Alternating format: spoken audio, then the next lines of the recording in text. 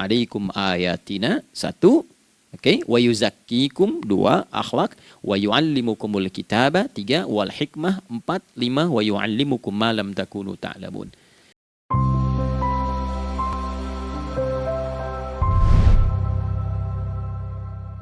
Mengapa sih umat Islam itu cukup hanya misalnya dengan bersyahadat saja dipandang sudah berislam, lalu berbuat baik? Kenapa mesti ada sholat? Kenapa bahkan yang pokok sampai 5 waktunya? Dan jumlah rakaatnya pun diatur sedemikian rupa, sampai teknisnya pun dijelaskan dengan rinci. Saking rincinya, bila ada yang menyimpang dari rincian itu, maka dianggap sholatnya tidak sah dan mesti diulang.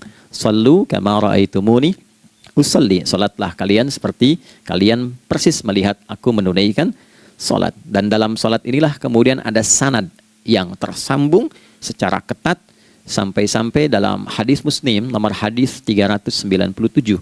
Demikian di Al-Bukhari juga diabadikan di nomor hadis 757 oleh sahabat Abu Hurairah. Sanadnya tersambung kepada Khalad bin Rafi Az-Zuraiqi, seorang yang sholat di samping Nabi tapi bermasalah sholatnya.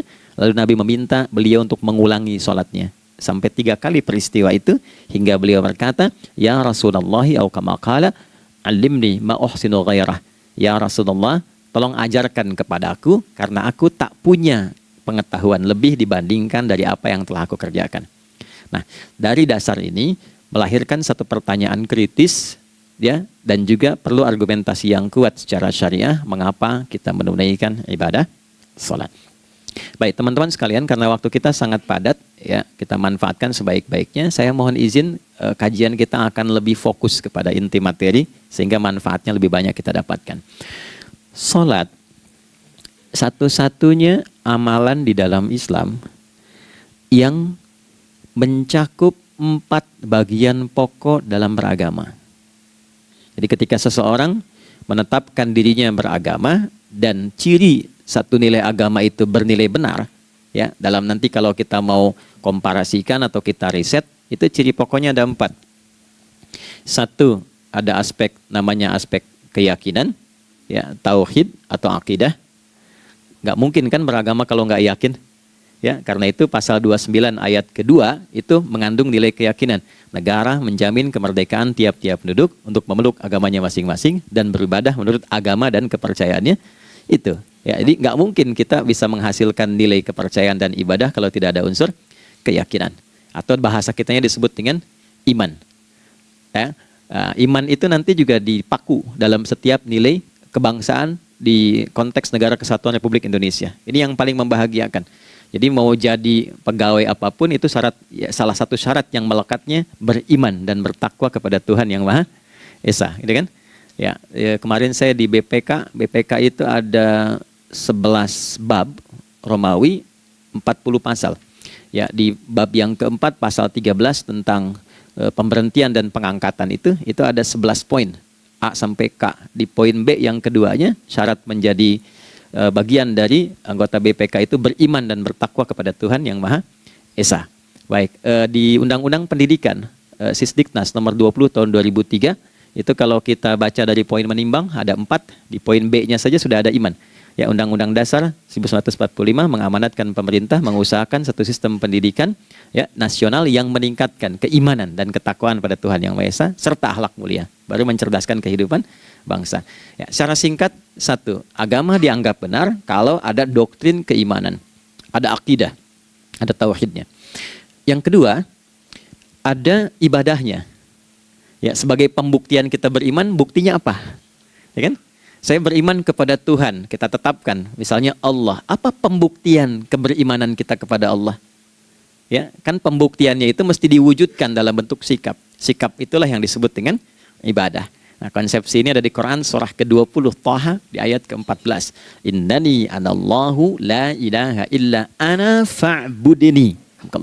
Ya, sungguh aku tegaskan bahwa akulah Allah, satu-satunya Tuhan yang layak dipertuhankan dan disembah.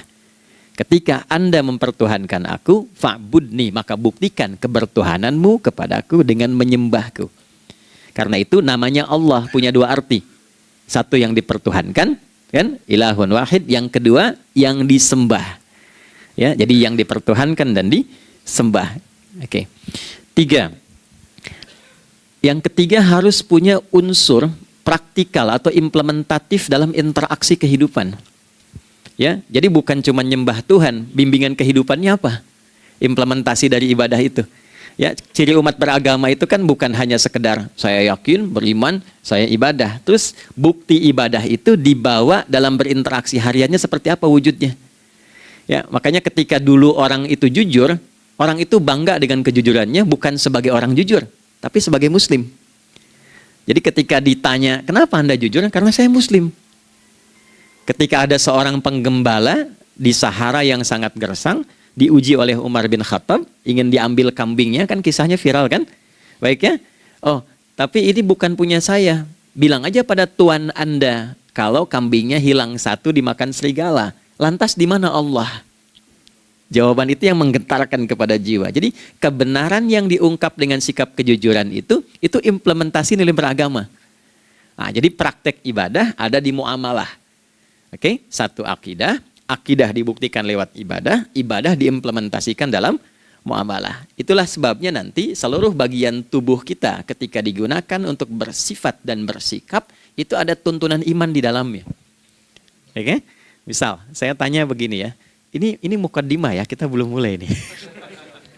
Saya tanya gini, apa fungsi mata? Tuh kan, sudah keliru kan? Nah, kalau hanya melihat, hewan juga melihat. Ya, coba kambing melihat, ya kan? Elang melihat. Lalu apa bedanya fungsi mata kita dengan mata hewan? Ternyata ketika kita meriset ayat-ayat Al-Quran terkait dengan fungsi tubuh kita, itu rata-rata dibuka dengan iman dulu.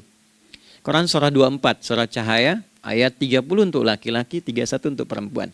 Qul lil mu'minin. Ya Muhammad katakan, viralkan pada pria-pria yang menyatakan dirinya telah beriman. Yaghuddu min absarihim, gunakan pandangannya itu yang dibimbing oleh imannya untuk melihat yang baik saja menurut standar imannya. Jadi kalau menurut imannya tak baik, gak boleh dilihat. Karena itu ketika Anda sudah mengatakan asyhadu an la ilaha illallah, asyhadu anna Muhammad Rasulullah, kalimat itu dari lisan turun ke hati, itu jadi cahaya ke bagian tubuh kita. Makanya ketika Anda melihat, itu ada cara pandang tertentu yang dibimbing iman. Standarnya beda dengan tanpa iman. Kalau nggak ada iman, semua mungkin terlihat. Tapi ketika ada iman, hati kecil Anda akan bicara, ini nggak baik. Palingkan. Nah, memalingkan dari yang tak baik menurut iman, itu namanya ghaddul basar. Oke? Perempuan juga begitu, setara. Wa kullil mu'minati yaghdudna min absarihinna, dan katakan pada setiap perempuan yang menyatakan dia beriman, maka gunakan pandangan itu dengan bimbingan imannya. Ketika tak baik menurut imannya, palingkan. Ya, Anda lihat kajian di YouTube, terus ada iklan kan? Terus menurut standar iman nggak bagus, itu otomatis akan nggak suka itu. Ya, pasti dipalingkan. Ya. Anda kalau naik pesawat tuh ya, tugas keluar tuh, pertagas tugas keluar. Kalau pramugari lagi demo tuh yang dilihat pramugarinya apa demonya tuh. Nah, iman itu akan bekerja di situ tuh. Ya, palingkan tuh. Nah, sama dari mata turun ke, jangan langsung ke hati aja, ke lisan dulu kan, ya, ke mulut kan. Itu mulut tuh ketika digunakan fungsinya, imannya disebut dulu. Ya, Quran surah 49 ayat 11 misalnya, ya. Ya ayyuhalladzina amanu, imannya dulu. La yaskhar qaumin qaum. Ayat 12-nya la yaghtab ba'dukum ba'dha. Hai orang-orang yang telah menyatakan beriman. Kalau pakai alladzina disebutkan 1080 kali dalam Al-Qur'an, itu kalimatnya diksinya singkat, padat, mencakup semua tanpa sekat. Oke, jadi kalau laki-laki, perempuan, tua, muda, besar, kecil, beda strata, duniawi, itu semua tercakup di dalamnya.